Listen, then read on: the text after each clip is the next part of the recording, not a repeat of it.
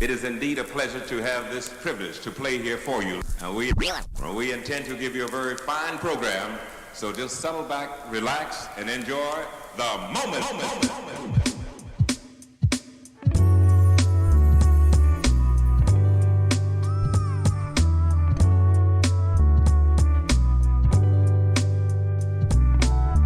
All right. Twitch was down. Twitch was down this morning, so let's see if Twitch works.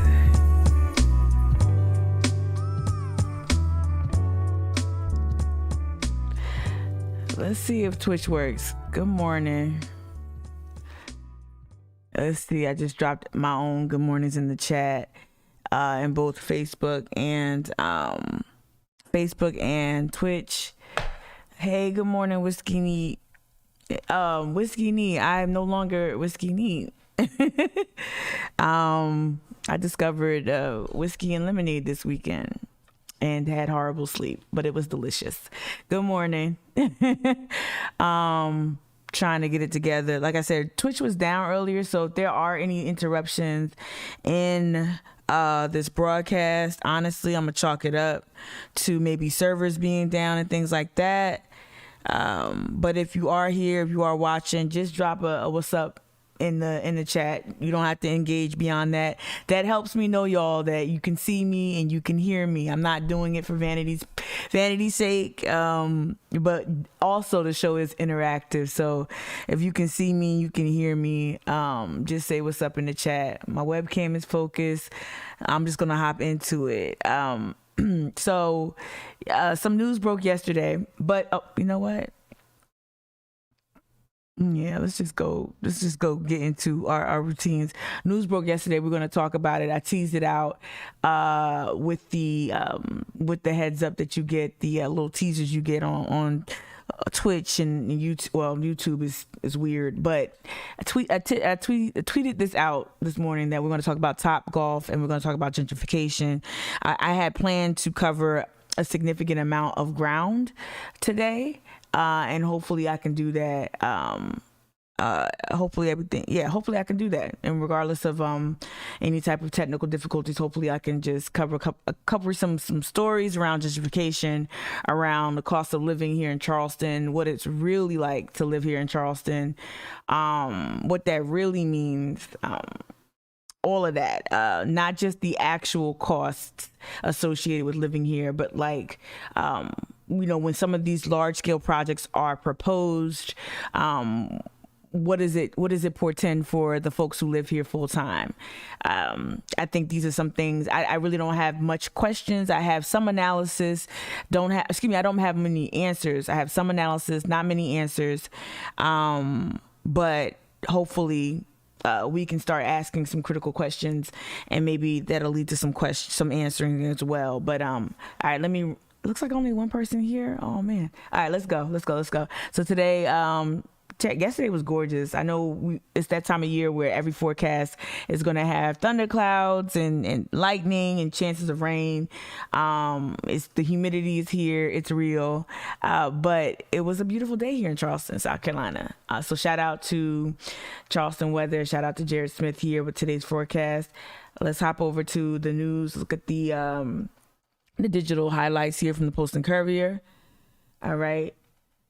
So here we have just a nice feel-good story on the front page. You'll see this with the digital edition right here. Front page story about a co-owner of an all-indoor barbecue restaurant using his expertise as a mechanic to fix up donated vehicles for those in need. Feel-good story written by David Slade. Yep. So that's here in the digital highlights. Also, let's see what we got here. Governor McMaster, he ended the state of emergency in South Carolina. We'll get to that clip in a second. This is interesting again, and it coincides with, good morning, Meg. It coincides with what I want to attempt to talk about this morning with regard to cost of living here, large scale projects coming to the Low Country, what that means for folks. And so this story right here, millions of federal rent assistance money for South Carolina remains unspent as evictions loom. This is very interesting to me. And so, I'm going to maybe click on that article and see if we can learn a little bit more. Again, being that we're going to talk about the overall cost of living in Charleston, right? All right. Lindsey Graham was doing Lindsey Graham things in Greenville yesterday, in the upstate, talking more about the Wuhan lab leak and all that other stuff, just trying to discredit Fauci. It really, I shouldn't be amazed. I shouldn't be surprised. I shouldn't be, but the fact that the GOP really doesn't have anything anything to advance. There is no legislation. There are no ideas. There are no innovations. Literally, their strategy is to continue to relitigate over and over again, grievances that Trump used to fire off while he was in office. And here we are 6 months into the new year, right? Even longer since Biden was elected. And this party is still working to discredit Fauci, is still working to, as folks emerge from COVID-19 on so many levels, like emerge from it physically, emerge from it in terms of we're heading back to physical workspaces, kids going back to school, the economy's recovering in so many areas, and yet this is the only thing that this party has to offer, is continuously to relitigate these things and to bring up these grievances that Trump is still spouting. And Lindsey Graham is just, I'm over it. I'm super over it. I'm not going to click on it. I shouldn't even give it that much commentary. But this is the front page. So of course, too, above the fold, here we go. The top golf plans, third South Carolina locations in North Charleston. We're gonna get into TopGolf. We're definitely gonna get into TopGolf. But let's first, again, that feel-good story about the all-and-all mechanic. Shout out to him, all-and-all barbecue chef and mechanic. Shout out to him. But let's just read a little bit of at least the beginning of this article by David Slade. And if you read the Post and Courier frequently enough, you know that David Slade talks a lot about development, talks a lot about real estate and other things. Good morning, Johnny James. Good morning.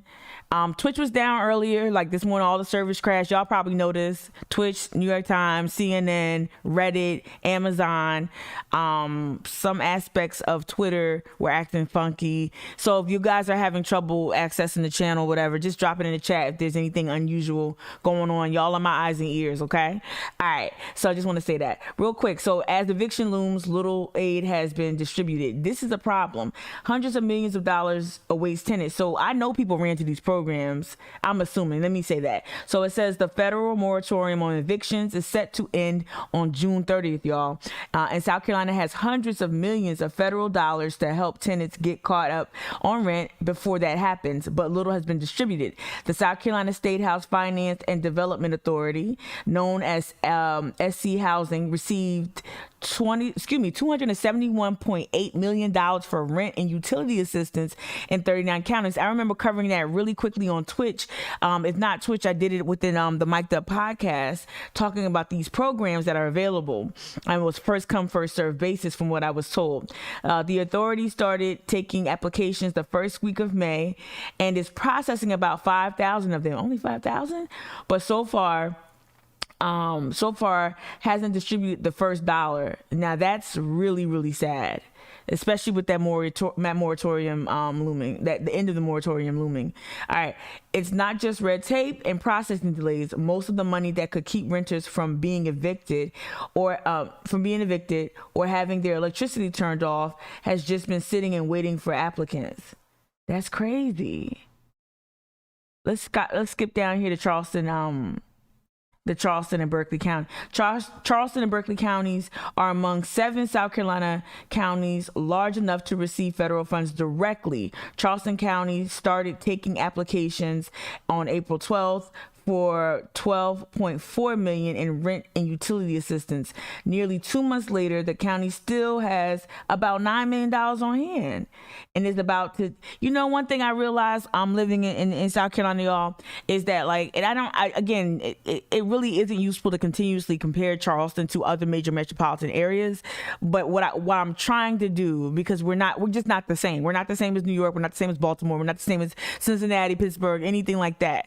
But what I've I've seen and what I've experienced in other cities, even cities not as large as a New York or whatnot, there was a concerted there was Whiskey Neat, you just dropped in the chat on Twitch, and how accessible is the information. You're just reading my mind right now.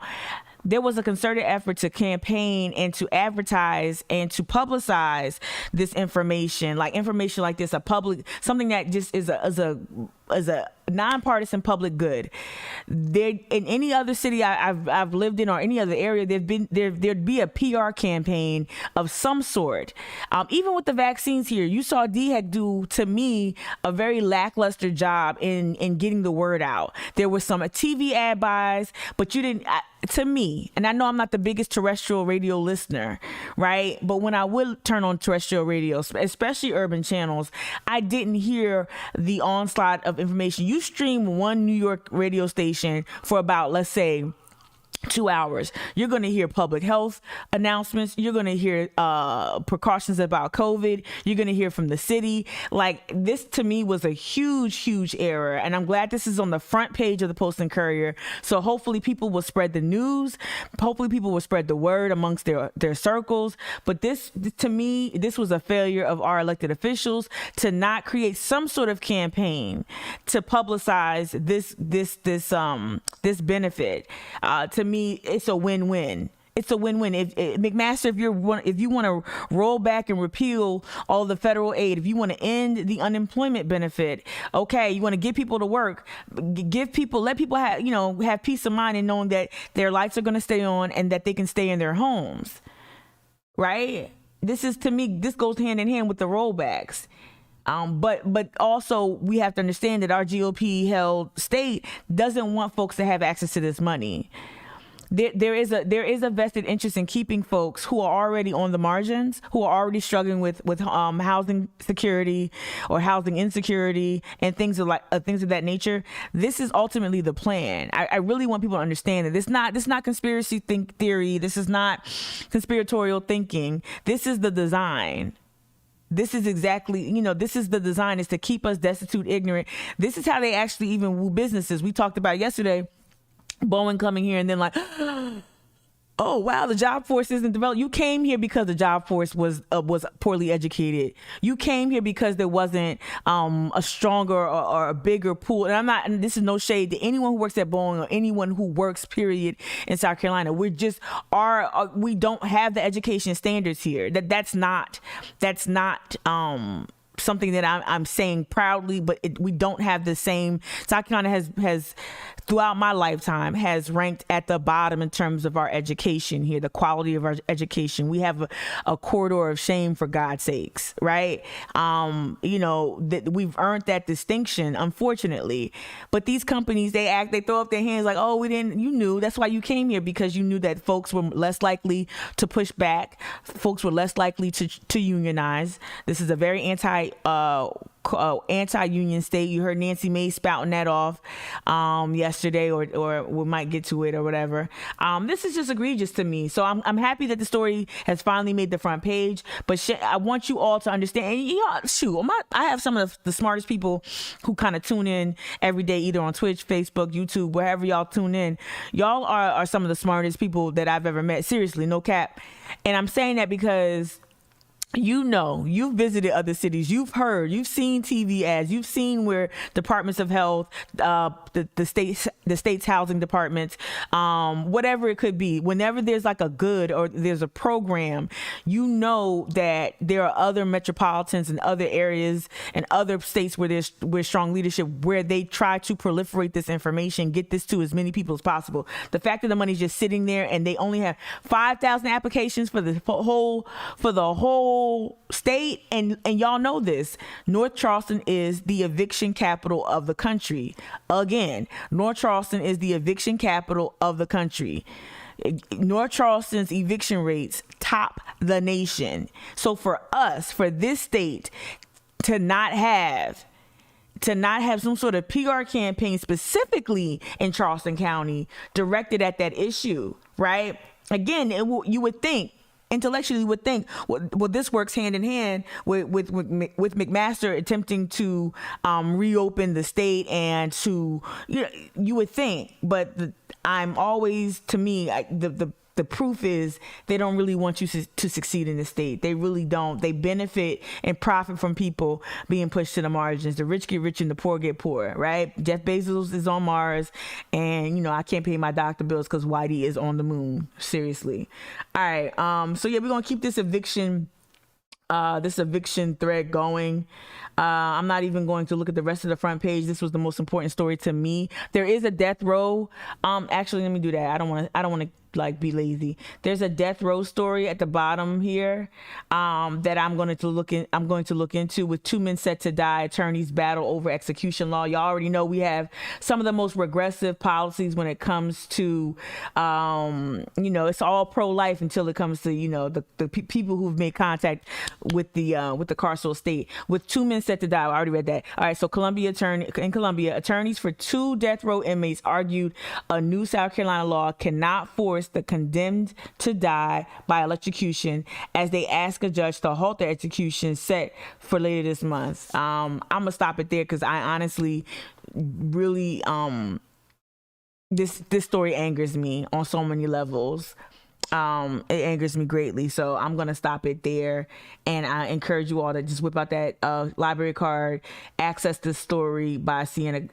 Is it Adcox? Yeah, Sienna Adcox, and check that out. All right, so let's close that out. As we said in here in the digital edition, some of the highlights here: McMaster rolling back the state of emergency. Let's hop over to.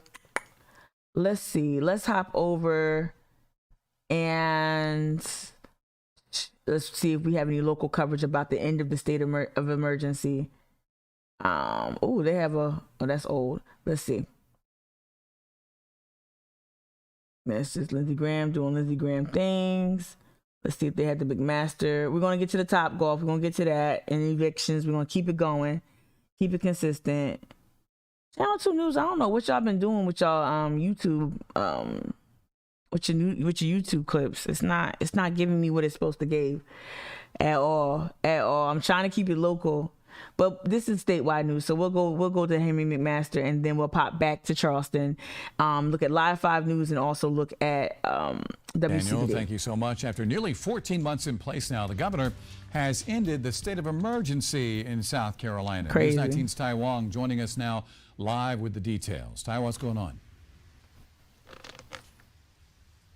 Yeah, good evening, JR. As you just mentioned during a press conference earlier today with state health officials, Governor McMaster removing the state emergency declaration. Now, he says that this order is no longer needed anymore. And another thing, this order has been in place since March of last year. We have worked our way through very well, and again, the time now has come. It is clear that we no longer need that emergency authority statewide in order to protect our people. South Carolina Governor Henry McMaster announcing on Monday that he is ending the COVID-19 state of emergency. We've got the whole team on the field. Everyone is alert. We're a lot more aware of what we're dealing with now than we were at the beginning. And we look forward to the people of South Carolina continuing to prosper and grow. The governor says South Carolina is in a very good position to move back into our economic growth. He also adds COVID still exists and people need to be careful. I would say it still exists. We still need to be careful. It's interesting. It's important to watch his responses now, especially after Mia McLeod has entered the gubernatorial race, the race for governor of South Carolina. It's really important. I'm watching his decision making and I'm watching his rollbacks very carefully. If you take a look, and this is important, if you take a look at what Mia McLeod is, how she's building out her campaign and how she's building out her core, I would say her core platform.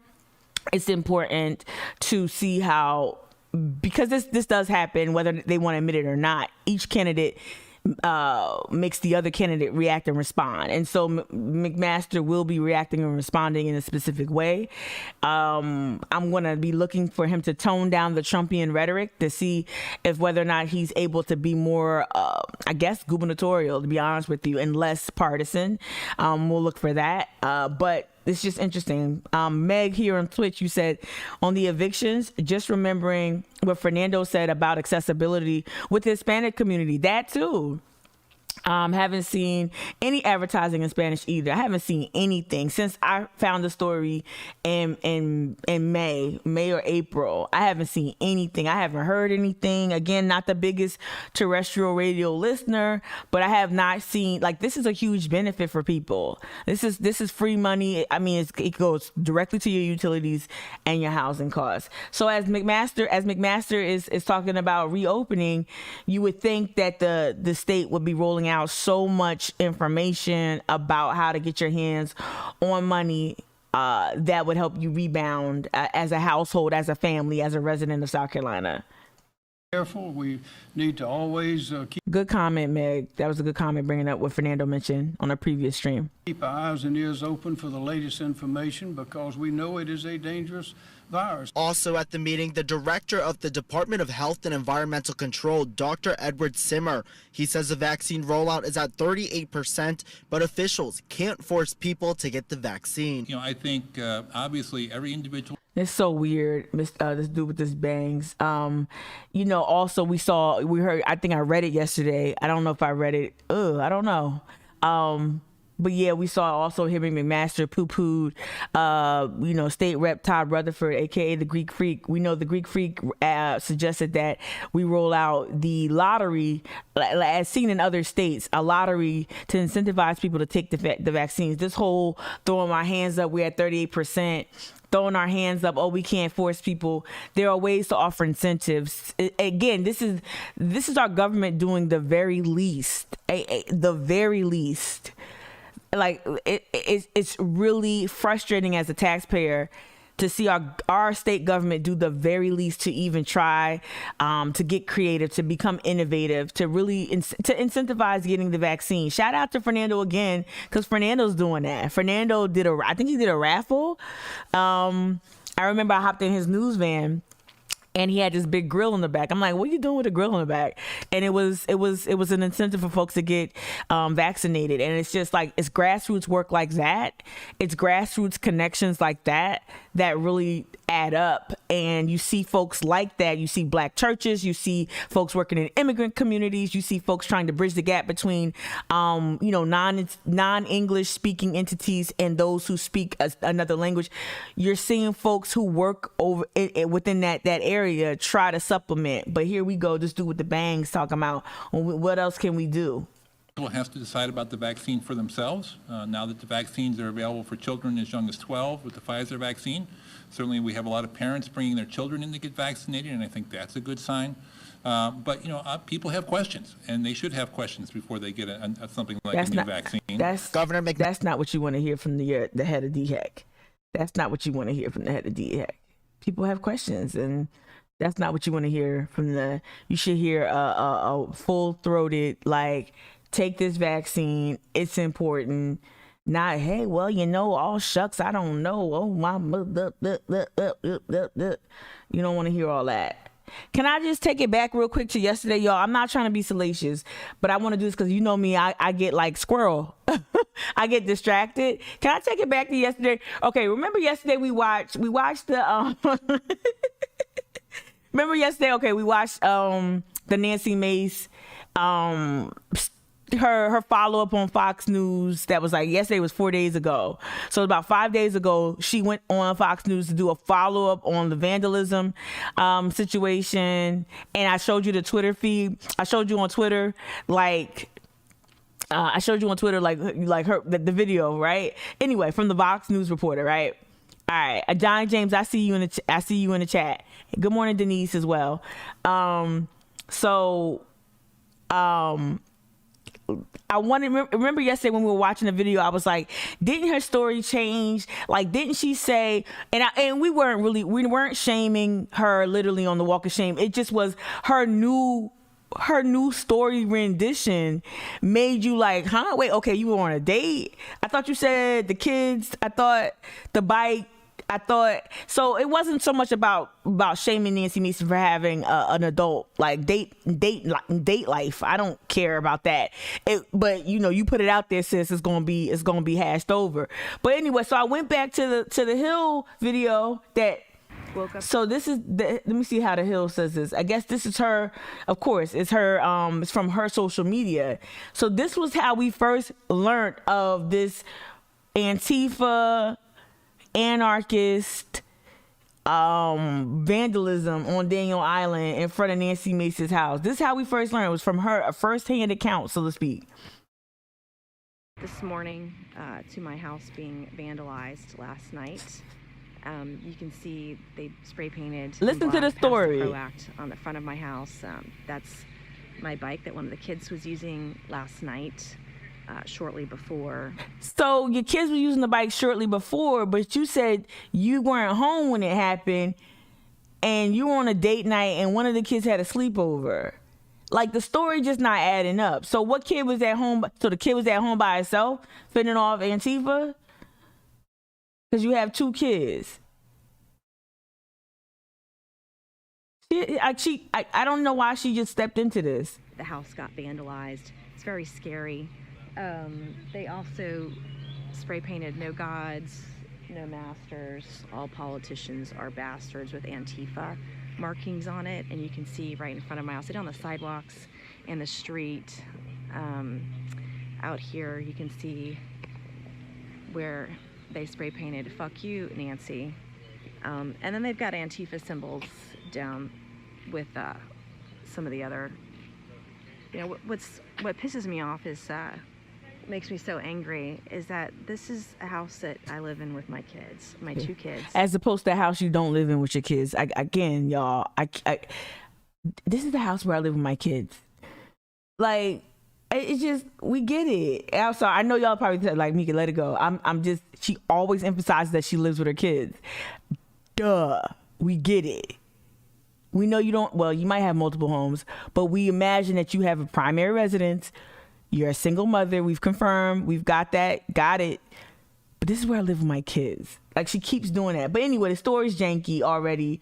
Just, I wanted to go back to that because she said the bike was there. The kids came home on the bike shortly before this happened. Almost, see, and as just like at the Capitol, she uses her kids to talk about this brush with political violent. To scratch myself. This brush with people who are violent. Like this brush with death. This near brush with death. My kids just ran home. You could have just. I honestly think her house was vandalized. I honestly think it was vandalized by. Who knows? Who really does know? But I feel like she wanted to capitalize off of some very convenient vandalism, and she just took it too far. Whiskey Neat, you said she's trying to front like she was on a date. I think she was. Shut up. She was. I don't know. Like, you say you were on a date, you weren't there. Then you say your kids were on the bike before it happened. How would you know the timing if you were unaware till the morning?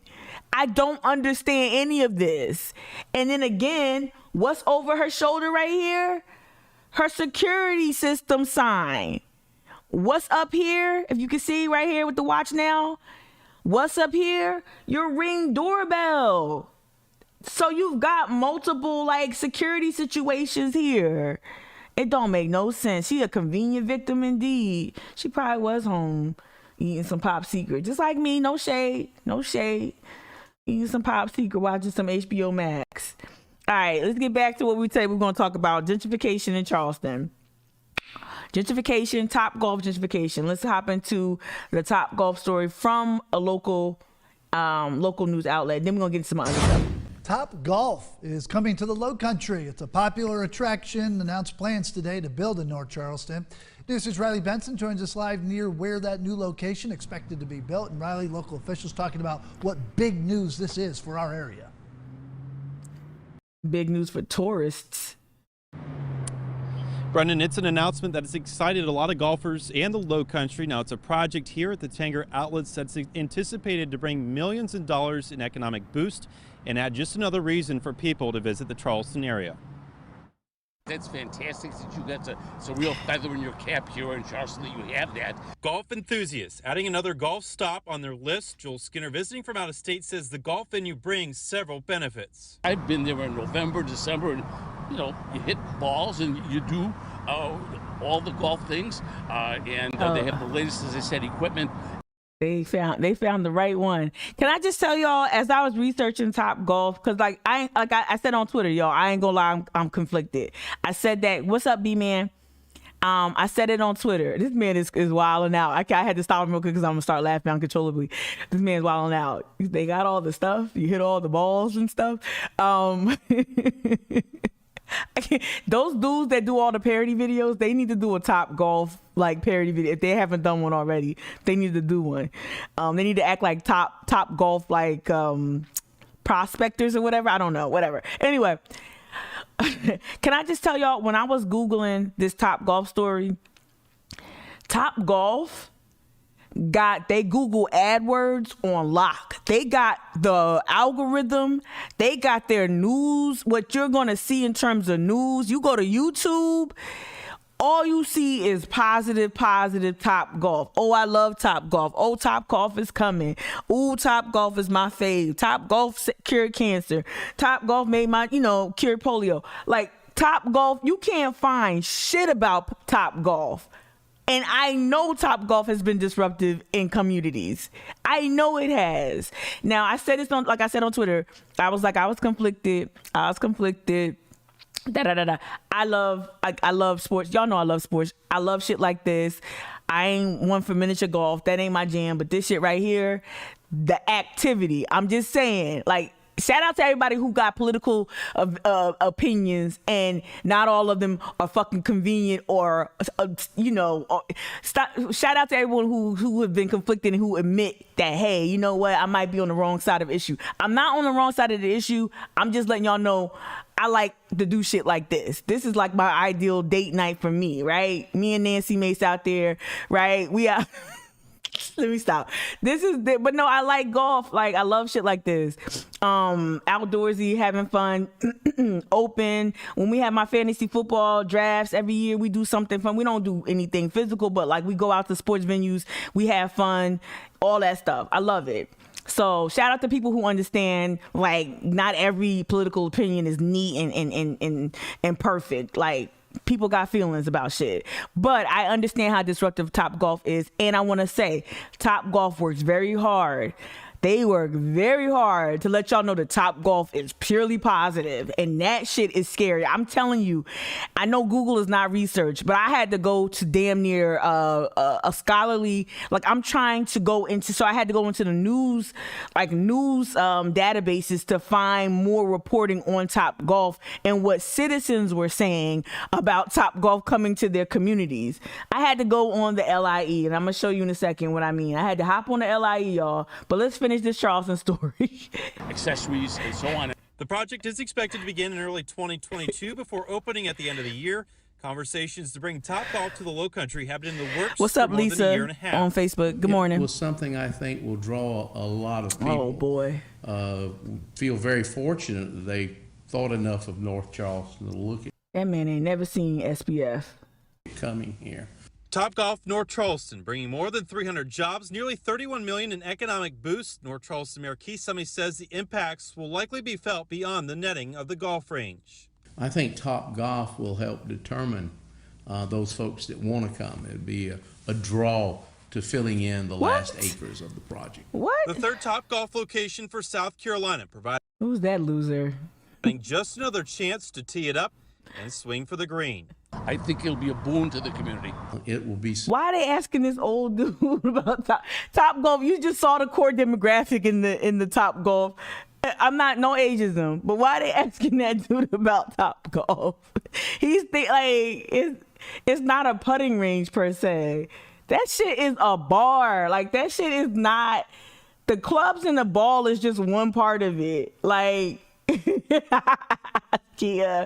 So I had to hop on the LIE to what do people think about, and not just a video, but because this is Twitch and we do video here, I had to Like, what do people think about TopGolf? So I had to go to another damn Growing state. chain of driving ranges combined with nightlife wants to open a new location in Holtsville. CBSN New York's Carolyn Gus has more. This New York, okay, I admit. Again, I had to get on the LIE. I had to get on Long Island Expressway.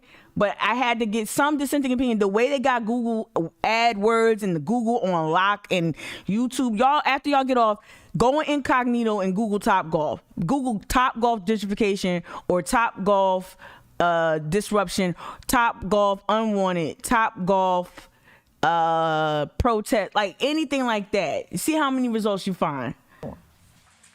Good afternoon. They are very popular all across the country, but folks who live here in the Holtsville area want nothing to do with TopGolf. It's a concept that combines the driving range with kind of nighttime entertainment, and TopGolf wants to open its very first Long Island facility right here off the LIE service road in Holtsville. Problem is, on the other side of this road is a residential neighborhood. Neighbors tell me they thought it was just a driving range. They had no problem with that until they found out that this is not your father's driving range. No. It's a 3-story entertainment complex with what's billed as a major restaurant, a rooftop bar terrace, event space, and indoor-outdoor music till 2 o'clock in the morning. And I do think that a lot of community people don't even understand the massive project that's about to come here. It's a $25 million project. It's huge. I looked it up online. I saw the specs of what they're looking to build. It's ridiculous. It has a rooftop bar that's open. They said that they're going to be open from 9 to 2 o'clock in the morning. Like, which means do people that know? They're going to have loud music. Noise, I'll see it. The lights. She said noise, I'll see it. This will be me. That camera crew, that news crew come to me, ma'am, Miss Mika Gadsden in North Charleston. What are your feelings of noise? I'ma see it. That's gonna be me. 60 feet high poles. What can I say? And traffic. Brookhaven's town supervisor was not in favor of this location, but the town board approved it anyway. She had a point, though. Now the matter is before the Brookhaven Town Planning Board, and they plan to issue their decision on September 16th. Meanwhile, okay, so that story is from Long Island from 2019. Again, I'm telling you, I'm like trying to find TopGolf, like just like a dissenting opinion on it, and it was really difficult. Let me see, there was something else. Okay, I'm gonna get to that later. But yeah, so those were just a couple of stories I could get to about that. You love a Long Island woman who doesn't play. I'm not, like, seriously. Noise, I'll see it.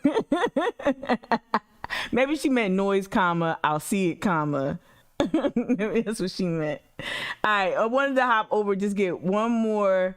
Let's see if the Live 5 news coverage of TopGolf, let's see if they found somebody else to weigh in. And maybe they'll give us more on the specs of the program, the specs of the project. And then so this is what I did, right? Look, I'm not even gonna lie to y'all. This is how I'm gonna take you behind the scenes of my investigative reporting. Outside of me looking in y'all know I got like subscriptions to scholarly stuff. So I do all that. Couldn't find shit on. So I put in TopGolf waste in Google. And then let me see what I got. Then I got some some disgruntled employees talking stuff. I got DHEX, the Myrtle Beach TopGolf, media mics, like customer service. It was really tough, y'all.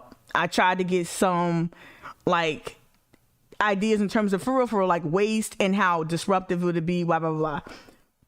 This was one. This is TopGolf waste, right? Then TopGolf gentrification here. At least I got something from Greenville from 2018. I got something here, Mercury News, TopGolf terrible idea. And again, this is in San Jose, y'all. We got to go to San Jose, Long Island. There's 2 stories on San Jose, right? And then back in 2013, our city paper talked about this. This is an article that features Quadro Campbell. Shout out Quadro. It also includes includes information about the east side. So I found this here, and then it talked about back then, 2013, the proposed plan to bring the state's third Topgolf location to North Charleston, and they're right on target. Look at that, 2022.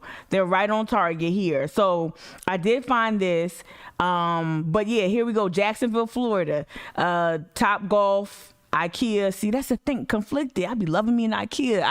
I lived in the Philly area. Like, we had mad IKEAs in like one area. Like, it was nothing to go to IKEA. Like, there was one in Conshohocken and then another one in Elizabeth, New Jersey. Like, I throw a rock and hit an IKEA. But they bring about changes and disruption. So anyway, it's in here. We're gonna get to it. But I wanted to look at Live 5 News story to see if they have a different take on the Topgolf situation. Check green door. I got you, Kia. All right, let's see. We're going to mute this first because they know they love an ad. Fried avocado tacos. I love you, Leslie, but all right, let's make this bigger. Ooh. Well, we can't right now until she stopped talking. 3 seconds. 1, boom. Topgolf coming to North Charleston.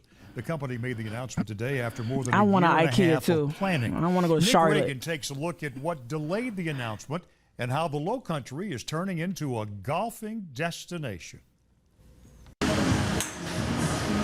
Topgolf is getting ready to break ground on its first Lowcountry facility near Tanger Outlet Drive. North Charleston Mayor Keith Summey visited one in Myrtle Beach. He says the entertainment facility will help draw people of all ages to the shopping area. It was amazing, the age groups of people that were there. I was with my wife, my daughter, and 2 grandkids, and we had a blast. The development will... Y'all know that dude drive a G-Wagon? Y'all ever see somebody out there driving a G-Wagon? Bet you he was out there enjoying that. I don't expect him to drive a G-Wagon, but there he was with a Mercedes G-Wagon. It was crazy. Bring in 300 new jobs when it opens in 2022. Summey says it's proof that South Carolina is becoming something of a golf destination. We have great golf courses. We have Duh. great weather. Breaking news. 90% of the time, you can play golf. One day you might have to wear a sweater, but that's about as bad as it gets. The announcement comes almost 18 months after what the mayor was hoping would be the announcement date, primarily because of the pandemic, but also because of these woods. Mayor Summey says that they ran into some issues with the wetlands concerns. However, they have since been resolved. Topgolf's development is an important part of the last phase of the Tanger Outlet development project. There's actually some more that's going to be coming. There's more acreage to be developed as part of this last phase. I think Topgolf will help determine those folks that want to come. It'd be a draw to filling in the last acres of the project. Topgolf expects to break ground at the beginning of next year. In North Charleston, Nick Reagan, Live 5 News.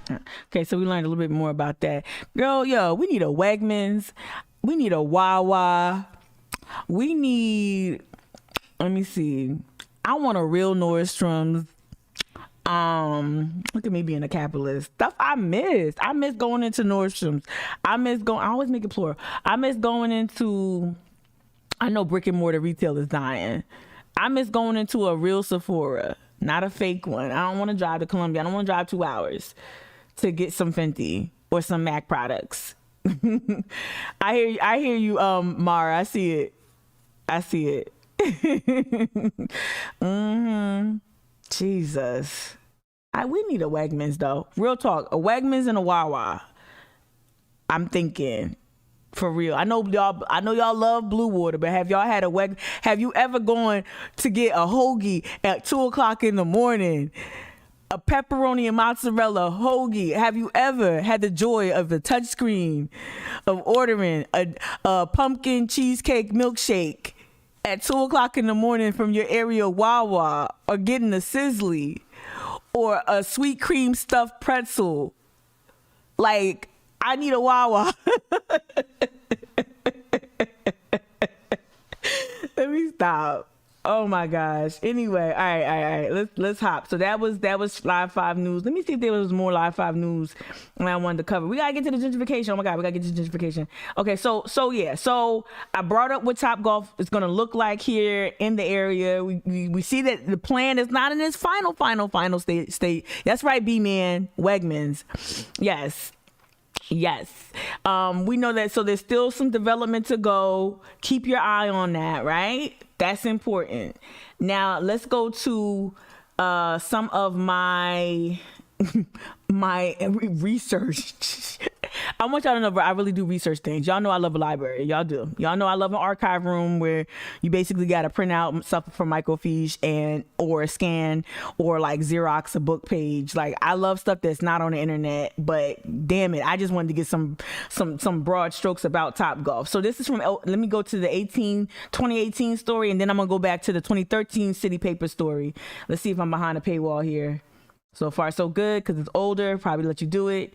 All right, Greenville community leaders discuss causes and consequences of gentrification. We already know TopGolf is already here. We know that the Charleston location will be the third location, right? So we got an upstate presence, and we got what, the PD area?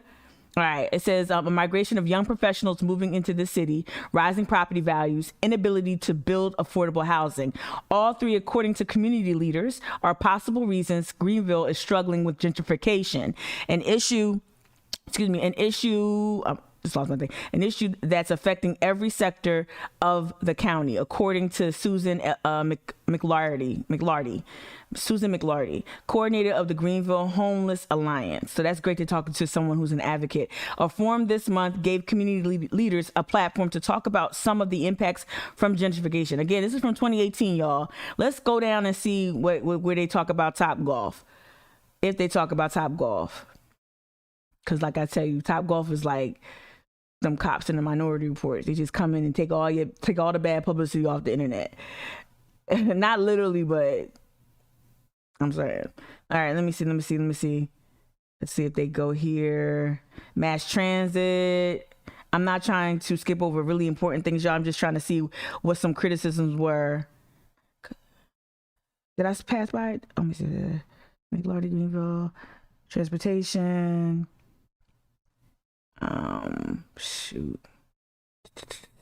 About African American population in 2012-2013, the white population, Augusta Circle was 76% compared to 21% African American population, according to statistics presented by the Greenville Homeless Alliance. Poverty index at that time was 30.5.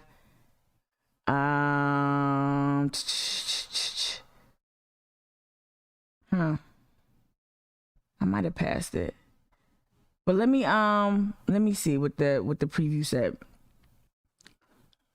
Okay, yeah, yeah, TopGolf. Well, I guess maybe it was like an ad or something. Whatever. All right. Well, yeah, TopGolf development pressures could tear apart Greenville family. So there were some issues there. Let's hop to the San Jose. Let's hop to the San Jose. Let's hop to the gentrification. Let me look at the chat as well. TopGolf.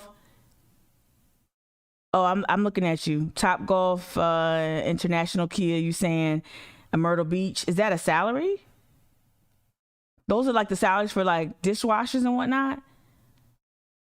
And they're excited about the job. They always tout jobs. That's what West Edge does over here in Back to Green. West Edge was like, oh, we're bringing jobs to the West Side. The job they're talking about is Jimmy John's and Domino's and shit. They're not talking about real jobs, right? So yeah, this is over at the East Side, right? Y'all know this. If you on the East Side, you know this area right here. You know this dude right here too, right? So this was written in 2013.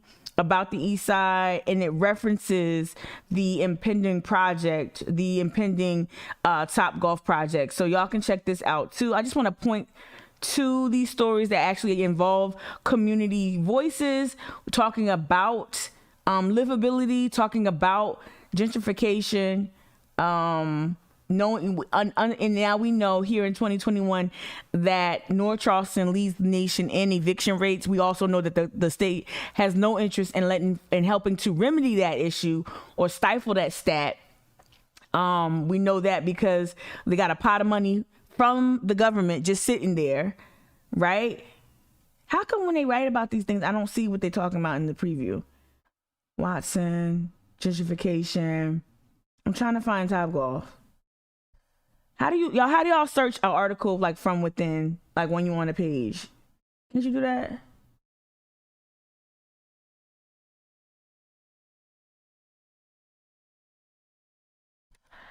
I don't know why I'm acting old. Oh no, it's just the ad in there. Oh. See, they bought up all the ads. I'm thinking the story's about TopGolf, and it's just an ad about TopGolf.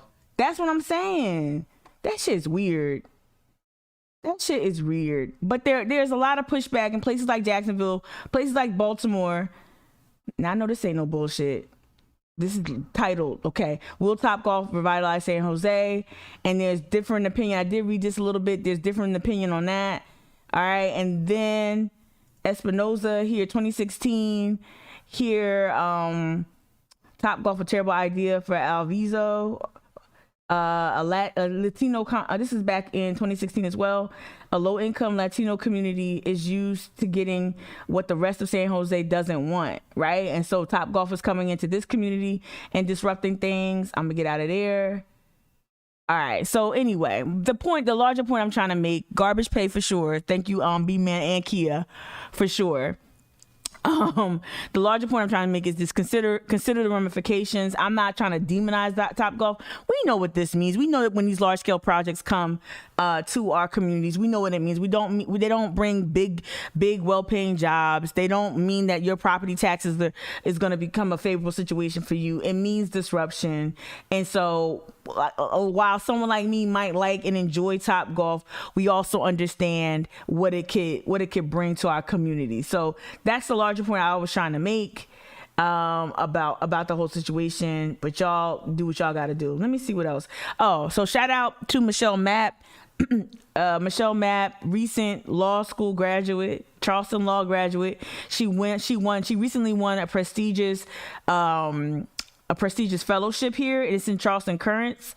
But what I liked about this announcement, it talks about her scholarship, it talks about her work, right? One piece, like, so let me just read a little bit of this story. I'll read the beginning and then I'm gonna hop down a little bit. Michelle Mapp, a 2021 graduate of Charleston School of Law, is one of 77 public interest lawyers who will be a fellow with Equal Justice Works, a Washington, D.C. based nonprofit that seeks to promote lifelong commitment to public service and equal justice. Shout out Michelle Mapp, a true inspiration.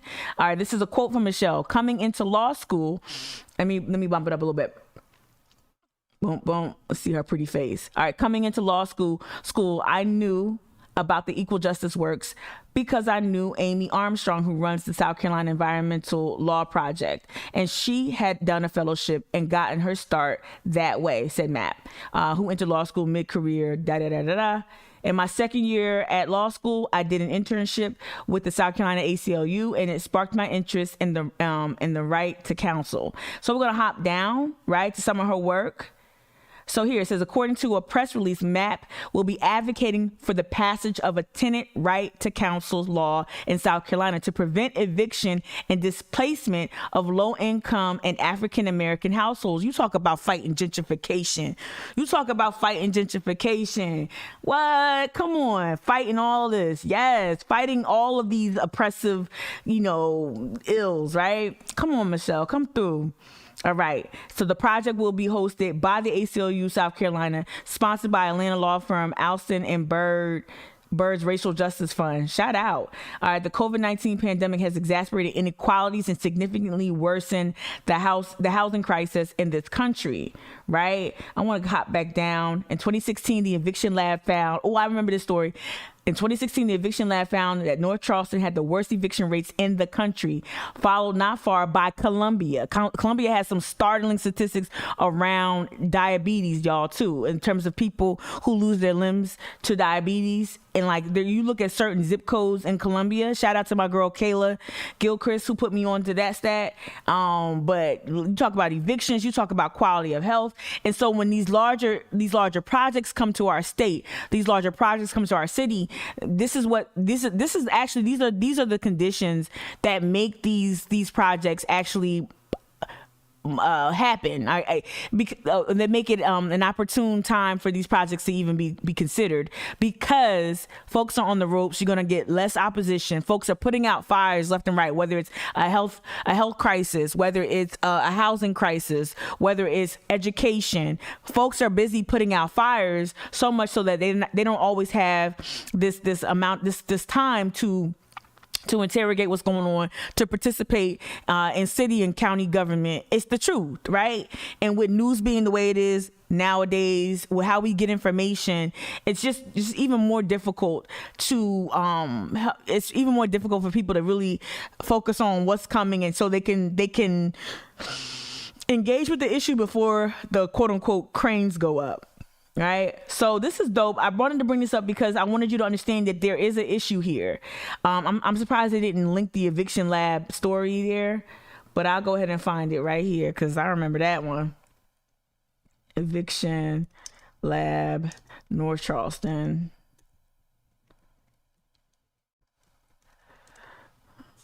All right. Yeah, here we go. I remember this. Yeah, eviction lab. Top evicting cities in United States. Let's boom this up. Let's blow this up. Let's blow this up and so you can see it in 4K. All right, viewing 2016 eviction rankings for locations across America, right? And we see right here, look at this. Leaps and bounds. And you would never think it'd be North Charleston, right? And what you need to understand, it's so funny. You know what? I really do want to know like which areas got a TopGolf. I know because no shade, don't shame me. I had a date night in Norfolk, Virginia, and back in April, and TopGolf is right up in there. Like it just opened there, so that's interesting to see Norfolk in the top 10 in 2016. Newport News, wow, it's all Virginia. Damn, Virginia. And we got 2 South Carolinas, and so are we the only state in the top 10 that got multiple? Yup, Virginia and South Carolina. Right. So this crazy though. This number is staggering compared to like and knowing like what North Charleston looks like compared to a Richmond, like the size and shit. Like that's staggering. That's real staggering. Then you keep going down. Yep, Charlotte. Damn. Yeah. So, this is that eviction lab data that people point to a lot, right? So that's interesting. Also, remember last year, this Patsy Newitt, she reached out to me amid all of the protests here in Charleston, and she had caught wind of my feature in the New York Times talking about this being, our plantation tourism and whatnot. And so she was writing a story, police and affordable housing collide in Charleston. The South's most picturesque city reckons with race and gentrification. Again, remember y'all, all oppression is linked. Tourists love Charleston, South Carolina. The top city is the United States receives roughly 7 million visitors a year for its massive historic homes, cobblestone streets, and celebrity plantation weddings. They got a link there. Yup. But Charleston's livability is reserved for those who can afford it, and for those who can avoid or overlook the racism deep-rooted in the city's structure. For the past few decades, Charleston has been experiencing a dire affordable housing crisis marked by displacement of residents, despite a tourism-aided economic boom. So y'all know we bring in all this money. Tourism is $1 billion with a B, billion-dollar industry here in Charleston alone, like in our state, right? In Charleston too, but in our state. Charleston might be a little B, but Charleston's a B, right? And so you know that. You know that, but you kind of contrast that with, well, who gets to benefit from this boom? Who really gets to see the money? Where do the billions flow? How does power flow, y'all? Is what we're constantly interrogating on Twitch. And how does the money flow, right? So we've earned this distinction, and don't get it twisted. Top city, United States, y'all know we bought that. We not that. We bought that. We bought those ad buys. CVB has, and they got even more money during the pandemic. They got over $20 million, and much of that went to advertisement for things like plantations and slavery and pastel. They made all these ad buys. They bought up all these shitty ads in Essence magazines that doesn't feature one woman. Shitty ass black magazine, a black magazine that's catering to black women. I know it ain't owned by black people no more. I know that, right? Or nothing like that. It ain't really run by black people. But like CVB bought all these ads. Shout out to Michelle Perry for sending me those ads that the CVB bought to be placed in Essence to advertise the tourism, tourism here in Charleston. Not one woman was featured. Not one fucking woman.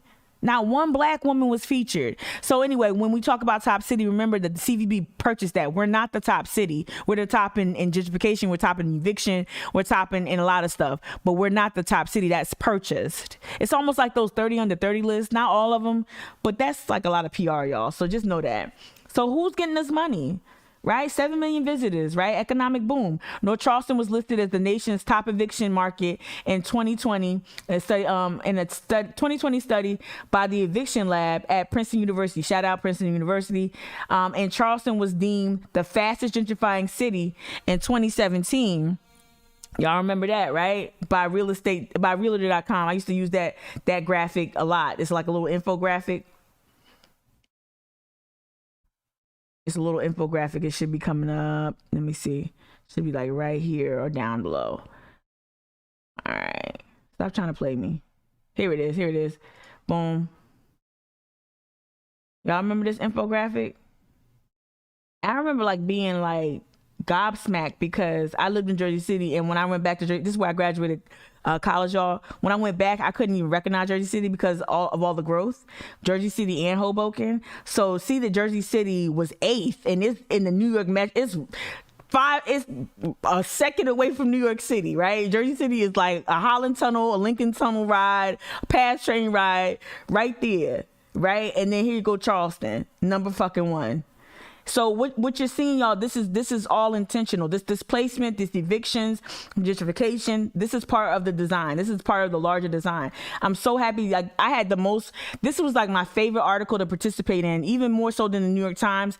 This article by Patsy was my favorite to participate in because it made that connection between affordable housing and gentrification, and also policing, and how these areas, like with the Jason Cooper incident, we know that where Jason Cooper resided had just sold in February, right? That area is policed different. That area is policed probably disproportionate to other areas, other white areas. And we're going to get in that in a second. I'm going to get a little geeked out in a minute. I hope y'all track with me. I hope you, because it's going to be a little less videos today, a little bit more talking through these articles. Let me look at the chat over here. Good morning, Michelle Brandt on Facebook. Let me look at the chat over here on Twitch. Let me see. Condé Nast got the bags. Absolutely. D, good morning, D. Let me see what you said earlier. Talk to the mayor about this last night. You talking about what are you talking about? Let me just skip down. D, you said you told the mayor, you told him to focus on being the number 1 place to live, not visit. Absolutely. All right, B man, you said we pay for the number 1 place to visit. We play for that distinction. Yeah. Top of every list, right? In the bottom of every list we don't want to be, right? Exactly. How you gonna be the top city to live in, and then your state is the bottom in education? Make it make sense, y'all. Make it make sense? How you got a city that's the number one, the top eviction capital of the country, but it's the number 1 place to live? Right? How does that make sense? How are you going to have zip codes in Colombia have the top limbs, the rate of limbs amputated because of folks with diabetes not receiving adequate care? How are you going to have that? Wow. No, they didn't feature your girl. You would think your girl would have you would have oh, I see what's going on. You would think that your girl would kind of spin some of this, right? I don't know. I know we blocked each other, I'm sure, but you would think some of these black influencers would help shape the narrative, but they're busy just being shadows on racist reality shows. All right.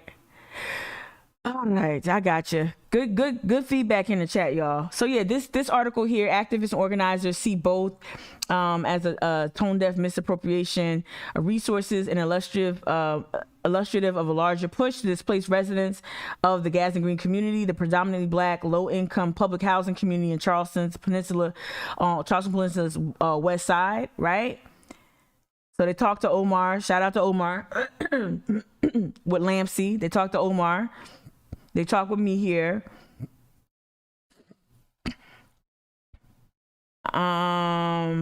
They talk more about Gas and Green, but I want y'all to know there's a connection between. They talked to Letitia here, Black Liberation Fund, right? So this is what makes the article really good. Is like they really talk to the right people, not even just me. Like they really talk to the right people, and made that connection between, again, policing, gentrification, evictions, displacement, and tourism, which is super important. When people talk about Charleston, you got to talk about it all, warts and all, right? Charleston's inability to reckon with its past is starting to bear fruit right now in a very loud, unavoidable way. This is during the protest, though, right? We know that, folks couldn't keep up that energy, though. I wanted to hop real quick onto Twitter, and then I want to hit some eviction stats that might be a little too nerded out, but we just need to talk about it real quick, just so y'all can see. Like it's a couple of maps. Shout out Courtney. A couple of maps that I think are important. Some scholarship from people I really admire. Yeah, Twitch was down this morning. I was shook. I'm trying to get to some things I liked yesterday. I could have just Googled it. Okay, let me see. Let me see what it was. I know people are excited about TopGolf. Like, I want people to enjoy things. I want people to look forward to things. I really do. But it's okay. We could talk about things and also like love the fact that we love TopGolf. We can do that. What's his name? What is his name? No. I'm trying to find this thing I like. Hold on, I'm going too fast. I don't want y'all to see everything I like. I don't care. It's not nothing crazy. Let me see. Where is it at? Where's my dude at? Where is my dude? Where he at? Where is that? I know one up here.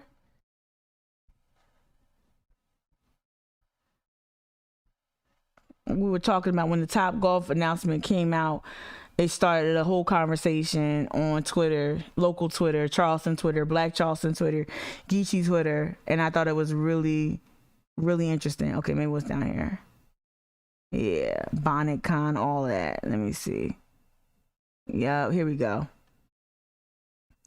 So he had an interesting tweet. No. Dave Infante. Shout out to Dave. Good journalist, really good, right? So this is what he wrote about the whole TopGolf thing. The nation's favorite frat and cage franchise meets the nation's highest eviction rate. Like, and that's the real tea.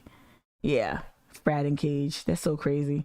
All right, so I wanted to kind of show that tweet, and then I wanted to hop over to my friend's research. Shout out to Amron and Lindsay Cassone, Shelby Ketchum, Agatha and Leanna Molnar. They did this really interesting research regarding the TIFs, right? So when I tell y'all that this stuff is not something that just happened, TopGolf has been in the works for almost a decade. Gentrification rates, eviction rates, all of that is already predetermined. I'm not going to get too much into TIF districts, but I want y'all to understand that the TIF districts, basically, especially under Riley, there was a treating of the soil, so to speak, so that these projects could manifest, so that these things could happen. We talked about the flooding in Goose Creek. We watched the videos of the flooding that took place downtown just a couple days ago, and how it's getting worse and worse, how it looks like the city is just sinking faster and faster. No matter how they build a seawall or not, it's just going to be crazy. And so all of that is proof. All of that are just various outcomes of decades of planning, right? And so here, Ameren and her comrades this is for initially Friends of Gadsden Creek. Oh, let me do this. Friends of Gadsden Creek, y'all know it's gang, right? And so this was, let me just present. So this is some of the research. So this is just one TIF. There are numerous TIFs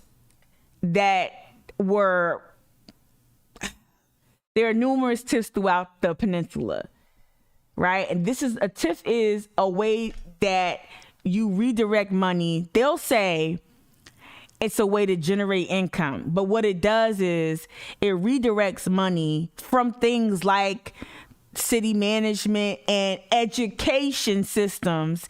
It redirects that money to go toward infrastructure projects. Infrastructure in Charleston means hotels, condos, luxury shit. West Edge, filling in the Gadsden Creek, ballpark stadiums. That's what infrastructure means in Charleston. It doesn't mean, oh, they're going to build roads. Now, if they do build a road and a bridge, it's going to be through your fucking neighborhood. Shout out the Septima Clark Expressway, which is ironically named after a woman after causing so much disruption and displacement, right? That's how they do. That's the cruelty of it. So this is just one TIF, right?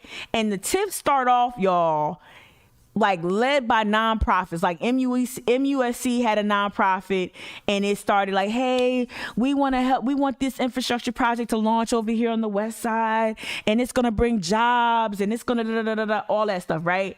So this is the here I'm looking at the notes down here that Ameren has. There have been 11 TIF districts designated within Charleston's municipal boundary since 1993, right? We know right after Hugo, right? We know right after Hugo is when Mayor Riley was like, all right, disaster capitalism, pedal to the metal, right? That's when Riley, and remember, y'all got to look at Riley as less of a harmless little old granddaddy and look at him as a developer. He's a developer. Tecklenburg is a developer. Literally, they're developers, right? So don't look at them as just all shucks, Mr. Peanut or whatever, right?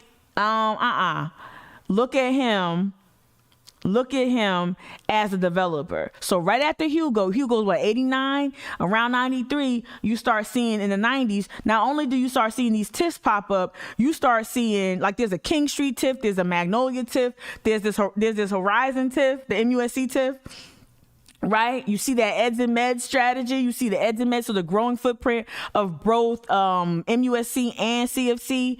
You'll see all these development projects that are supposed to help with infrastructure pop up. So what you see on King Street, Upper King right now is all coming from late 80s, early 90s. You feel me? Right? So the municipal boundary since 1993. Shout out Ameren and the comrades. It's not my scholarship. All right. About all but 2 have been located on the peninsula. All but 2. So there are 11 TIF districts. All but 2 are on the peninsula. Right?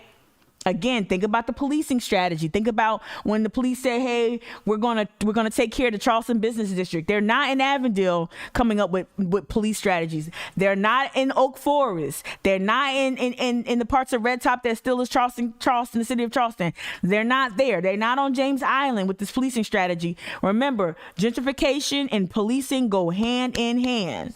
Hand in hand. 11 TIFs since 1993. All but 2 are on the peninsula, right? The next one, all right, so you see right here, see the King Street TIF? Gateway, and notice that the TIFs have the name of the developers in it. So Horizon, developer. King Street Gateway, developer. Y'all see this? Right? Oh, what does TIF stand for? Tax, don't give me like tax infrastructure. What's the Google that real quick. It's tax. I forgot what it was. What is the video that I was going to queue up to watch? Matter of fact, hold up. Real quick. Talk so much about TIFs, you forget. Here we go. Tax increment. There we go. Financing, right?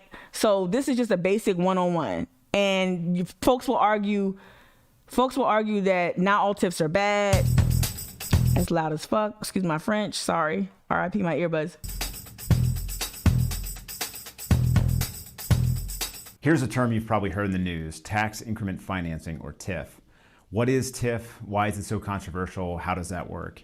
I'm Matt Malott with Sterling Commercial Real Estate Advisors. In so it's a realtor. On TIF funding, we're going to go over the basics. We'll call it TIF 101. Now, before we get started, it's important to note that here at Sterling CRE, we work on commercial sales and developments that involve TIF funds. From our experience, we know TIF projects aren't all good and they aren't all bad. That's true, right? So then we're going to hop over to Instagram, right? So now you got what TIF stands for, right? Everybody, including my ass, needed a little refresher because I damn sure forgot that. We've been talking about them for 2 years over at Friends of Gaston Creek, and completely flubbed it. All right, so here we go. Shout out. All right, so if you remember, like some of our previous posts on Friends of Gaston Creek, we had this really good illustration. So Kia, if you ever want to know more about the TIFs, let me see, because we got people mad right here. We got people mad. What is a TIF? So head to Instagram, right? What is a TIF? TIF is tax increment financing. And what does it mean for Charleston residents? Right? A TIF takes taxpayer dollars and redirects money to fund development and infrastructure. All right. How does it work? For the duration of a TIF, tax revenues collected that go to the community remain flat, while the excesses go towards development. Shout out, Aaron walked me through this yesterday painstakingly on the phone, on FaceTime actually. All right, what does it mean? So this is, again, we were focused on the west side. So our Charleston tax dollars are helping developer West Edge. So your tax dollars are going to the Horizon TIF, which is West Edge, y'all, to gentrify Gaston Green, right? And to fill in and destroy the creek. Right? So the 2018 Horizon TIF, this is one of the newer TIFs, is currently diverting money that would be going to community services and public schools around Gaston Green community with predominantly black student body, right? And this has been extended to 20. They just got an extension on it. Some TIFs are like 30 years, right? Some TIFs are like 30 years old. So this is what happened on the west side. All right. How does the city and West Edge justify this? We must take from, it says, we must take from the residents today in order to benefit the residents from decades from now. That's what they're telling you. Everything you're seeing, TopGolf, the condo on the corner, everything you're seeing, right? Everything you're seeing had been planned out since Hugo. Not everything specifically, but in terms of the vision for Charleston, for the thumb, the peninsula specifically, which was predominantly black in the 80s. All of this was planned out, right? So they take from residents today in order to benefit residents decades from now. And you know what kind of residents they want decades from now, especially on the west side. They want MUSC staff, that the doctors and nurses, not the people who do the real gritty, important work, right? They want the students, and they want the doctors and lawyers, young, affluent, upwardly mobile people. That's the community that they are courting. So how do you do that? By creating the conditions and wooing them. How do you do that? You gotta spend over 20 years to try to get this money situated and get this money redirected, right? Rapid gentrification. And so when we posted this, did we strike? Look at Queen. Look at my B-man in there. Look at my B-man in there. All right, so this was from last year, y'all, and this thing went. People really, really, really got up in arms about this. We hit a nerve because we exposed what a TIF is doing to Charleston, what TIFs are doing. So Aaron, she came on our TIF team with Friends of Gaston Creek, and then she leveraged her relationship with other scholars in New York, where she went to school, and she started mapping out what these TIFs look like. So she created these maps herself. I'm going to present it again. Right? So you see, this is the King Street TIF right here, all in red, right? And you'd be surprised how much of these TIFs include public housing units. You'd be surprised. B-Man over here on Twitch, you said Riley and Tecklenburg both have this harmless Southern gentleman vibe. Yup. Southern gent. Yup. That keeps folks. Yup. It keeps folks really like from really being critical of them, especially in Summie too. You gotta throw Summie in there too. Summie be over there eating in Berthas. Summie be up in there eating in Berthas and all shucksing it up. And you be thinking, oh, Summie right there, him and his son, man, millionaires, right? So neighborhood context, the Horizon TIF. This is all West Edge over there, y'all. The Horizon TIF is located primarily within the west side neighborhood of Charleston's Peninsula, situated between Hampton Park to the north and MUSC to the south, and the Gadsden Green community. Doesn't that stick out? So you're thinking about all that like development, all those hotels and those newly built condos, and then you got this right here, right? And TIFs work because you have to designate an area to be blighted. So it has to be considered blighted. This is all that urban renewal bullshit language that's actually just redlining by another name.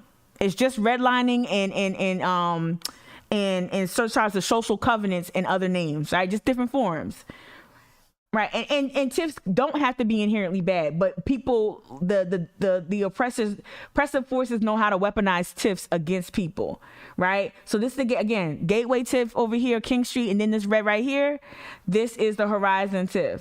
Right. And then when you see these little blue dots here, y'all see blue dots, those are all housing units. Those are all public housing. But you see over here in this neighborhood boundary, you see Gadsden Green is over here. All right, we know the history of it. So we have TIFs right here. So this is the Horizon TIF, specifically West Edge. Horizon is West Edge. So that started in 2008. That's how former Mayor Riley establishes the Horizon Foundation. He uses a nonprofit industrial complex, y'all, to Trojan horse these projects through, right? As a mayor, think about the conflicts of interest of you being a mayor and having a development interest in the city. Think about those conflicts, right? All right, so in 2008, he creates the Horizon, in 2012, Horizon Foundation, now is West Edge, but Joe Riley started this nonprofit, right, to revive efforts to fill in the Gadsden Creek, right? Gateway enters into the public-private partnership with West Edge Foundation in 2013. The city of Charleston, that includes the city of Charleston and the MUSC. So city of Charleston and MUSC own this land over there, y'all. And they acquire, they're over there and they join forces and they have an ownership stake of the land to some degree. Not so much anymore in MUSC, but there was a whole lot of like shell game going on with that as well. The city owns that land, even though they keep throwing their hands up and say, oh, we don't own this land. Oh my God, we can't do anything. Oh my God. City owns the majority of the acreage over there and back in the Gadsden Creek area that's slated to be filled in by West Edge, and the outcomes of this Horizon TIF, right? All right, so the plan is to create a development plan for 25 acres 25 acres of a 60-acre former landfill located between MUSC and the Citadel. Remember, they created that landfill. They visited environmental racism upon this predominantly black community back after the tornadoes of 1938. So the tornadoes of 1938 devastated the black area called Gadsden Green. These are black homeowners. These are black teachers. These are black people who are working and own their own homes. The tornadoes came through, much like Hugo came through. Tornadoes came through, displaced blacks. Instead of letting those black people rebuild their homes and build back their equity, the city took that land and made them permanent renters. All right. And so you see that, so you could take it back before Hugo, go back to Mayor Lockwood, and you see all the bullshit that happened since the 38. So when they talk about this landfill, you're like, what landfill? Damn it. The Joe Riley Stadium is built on a landfill. The Citadel is built on a landfill. All that is landfill. All that. Lockwood. That's a landfill. Why y'all think it flood every time it rains? Why do y'all think it does this over there, right, on Fishburne and stuff like that, President Street? That's all landfill. The ground is sinking and the pipes are staying put. That's that big bump you hit when you're coming around Lockwood. That big bump you hit, that's a pipe, because the rest is sinking. The Joe Riley Stadium is sinking. Where the Joe is at currently, where the River Dogs play, was supposed to be Trident Tech. They broke ground. They were like, oh shit, this a landfill. Water's coming up. we can't put a school here, but what can we do? Let's put a minor league baseball stadium here and name it after Joe Riley. That's what that is over there. All of that is landfill. Predominantly black people living off a creek that's thousands and thousands of acres, fishing, crabbing, baptizing, enjoying recreation. What do? They dump a landfill in there, poison the people, then take their land. It's that serious. That ain't even no cap. That's the fastest way I could tell the story from 1938 to 2021. So check it. Okay, so Mayor Riley, excuse me, developer Riley creates Horizon in 2012, right? Creates Horizon, then be like, yo, this is a nonprofit, me and MUSC, we about to do this thing, we're gonna develop right? Changes hands a bunch of times, right? I'm about to use some language.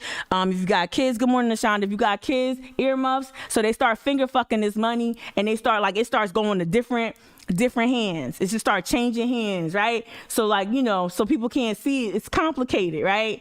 2014 TIF designation is extended from 25 years to 35 years. 2015, Friends of Gadsden Creek established to oppose plans to fill the creek, right? We start getting on their neck. Just a bunch. This is before me. This is when Cyrus created Friends of Gadsden Creek with his comrades, right? West Edge permit is opposed by NOAA, y'all, a National Marine Fisheries. They broke all kinds of laws, and so the initial permit was denied, right?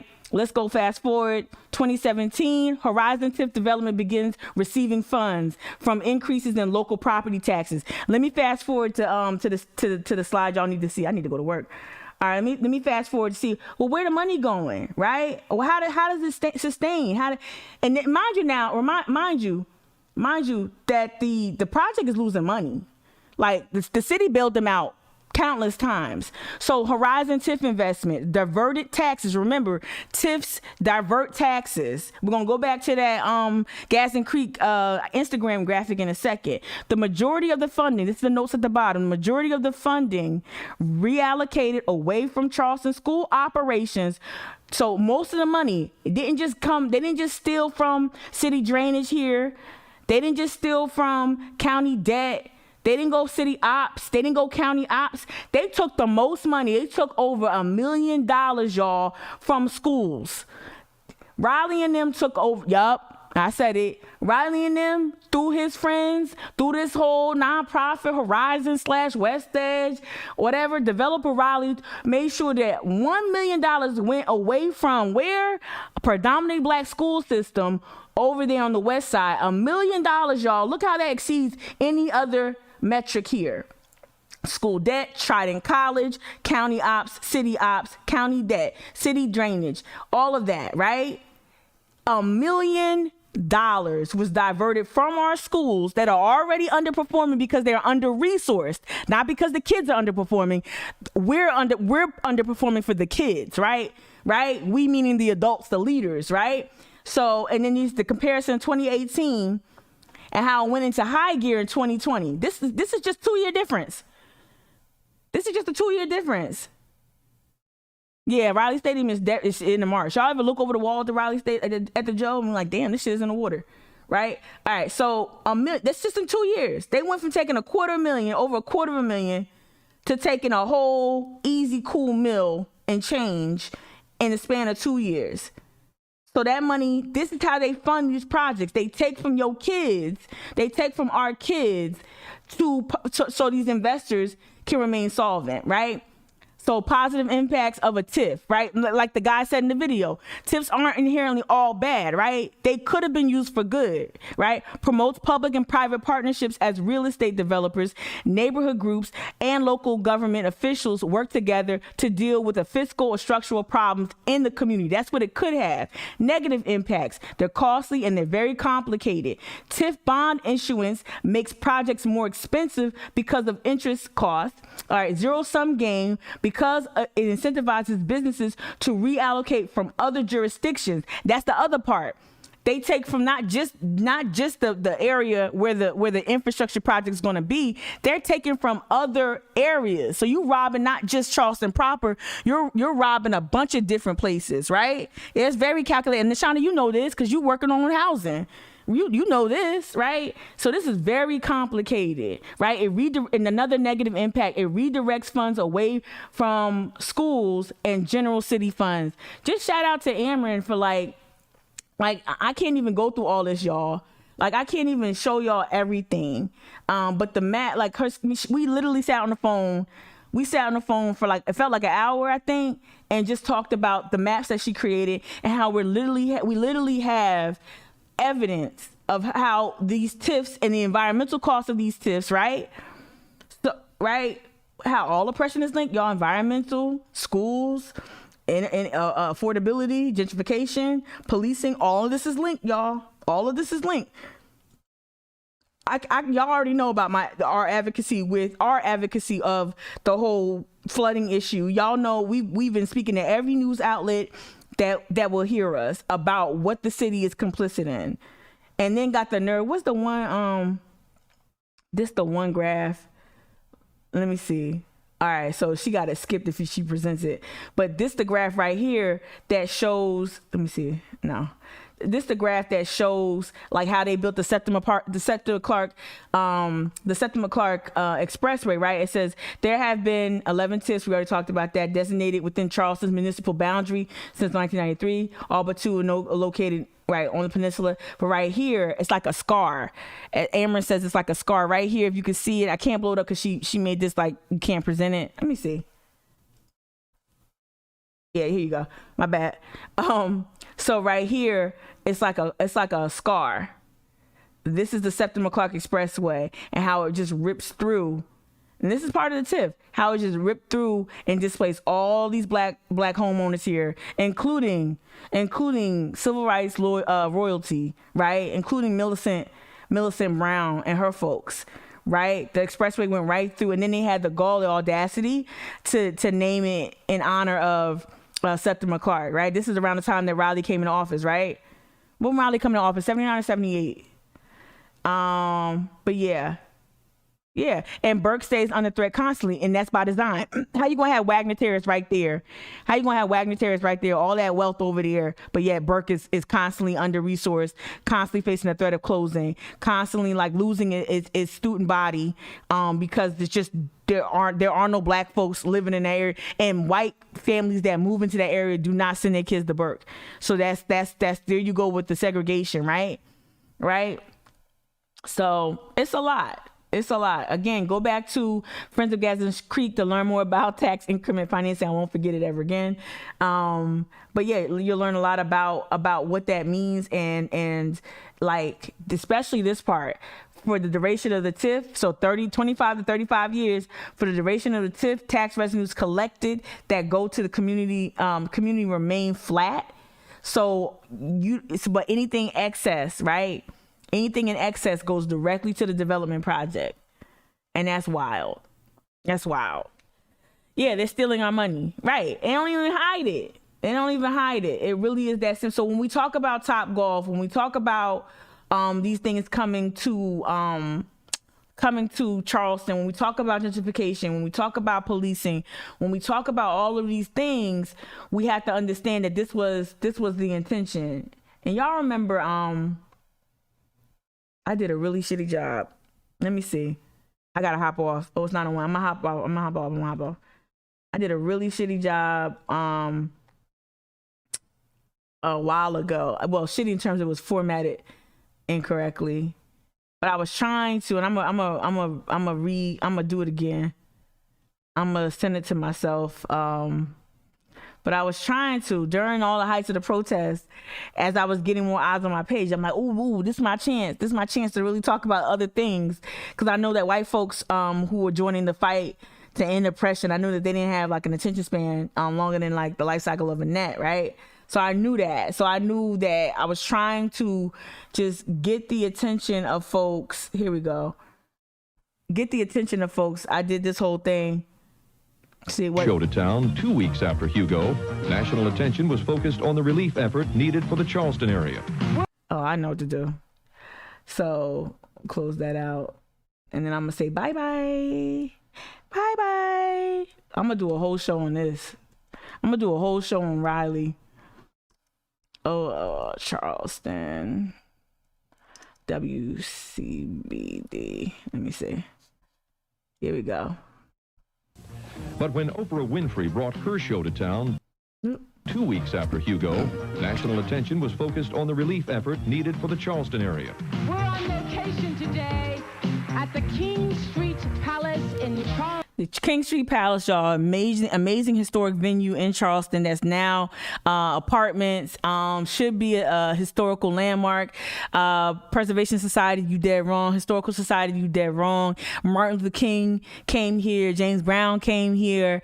This should be a shit. Okay, Oprah was here. It was a big venue for wrestling and just regular old-fashioned blue collar working class people will come here and have entertainment right there on the peninsula. It wasn't hoity-toity at all. It was the Coliseum before the Coliseum in North Charleston, and it should be a historical landmark, and it is not. And what the larger point I made on Instagram about this video that I need to resize and put back up is it's the spectacle of recovery, right? So following Hugo, Charleston, South Carolina, and I'm standing here today in the midst of the brave souls that battled Hurricane Hugo, and they survived it. Look at this spectacle of recovery. Yes. It was fitting the show would be held downtown. You have to wonder how the historic buildings would compare Hugo to other hurricanes they've weathered. But the 300-year-old buildings held up pretty well. That's important because most view this area as the anchor of the tourist trade that is so vital to the Tri-County's economy. Hi, everybody. I'm Oprah Winfrey, and it really makes me feel good to be on WCBD with Terry Casey and Leslie Lyle. Rob Fowler did not age. I wanted to know what kind of vampire skincare we doing here, right? What kind of, and so I'll bring up the stats. I ain't gonna go look through them now, but there's stats, there are numbers. You can clearly see the flip after Hugo. That's when developer Riley really worked hard to, y'all laughing at me on Facebook. This is where developer Riley really worked hard to flip what he set in motion forever changed Charleston. And while folks will give him credit for his economic savvy, his financial plans, I would argue that the lives of black folk, the history, the culture that he did not prioritize, this pursuit of erecting all of these monuments to just pure utter greed and luxury and capitalism, the disaster capitalism that he just took what Mayor Lockwood and Maybank and all them did and just amplified it. Like, he put them to shame in terms of what he was able to do. There's no excuse for how. And it's so funny how people used to call him Chocolate Joe, right? And all these other like black little nicknames because he was so loved in the black community. It's amazing how he earned those distinctions, yet while displacing black people, displacing generations, thousands and thousands, scores and scores of families from the peninsula alone, and creating so many different types of outcomes for people in terms of whether or not they were able to build equity, whether or not they were able to live and even vacation and enjoy their city. We've prioritized tourists and out-of-state developers, out-of-country developers. We prioritize them over our own people here. So this is a city to visit. This is not a city where we can live and enjoy, and that's a shame. And I'm gonna leave it there. We're going to keep talking about this, the spectacle of recovery. We're going to talk about Riley's real legacy. I don't care if y'all like him. I don't care if he be over there on the west side of Mr. B's. I don't care. I saw him over there in the corner of Broad in East Bay with his blueprints in his hands. I saw him the other day, still running things. Right? 40 fucking years. And that ain't good for nobody. Keep Sumney up there, 30 years? Mayor Sumney? Hyper tenure works for nobody. We gotta be really proactive about getting these people out of office. Yeah, one of the benefits of staying in power that long. Absolutely. Yup. The frog in the boiling water. Yup. Anyway, so that's it. Learn more about TIFs. Learn more about what we're seeing, all this flooding, all the inequity you see, all the things that make it hard to live in Charleston. Y'all, this was by design, by y'all faves. So just know that, all right? I'm gonna get it going, get ready for work. Take care. I appreciate y'all. This was kind of fun. I appreciate y'all. Take care. Thank you for your support. See you tomorrow morning. Bye.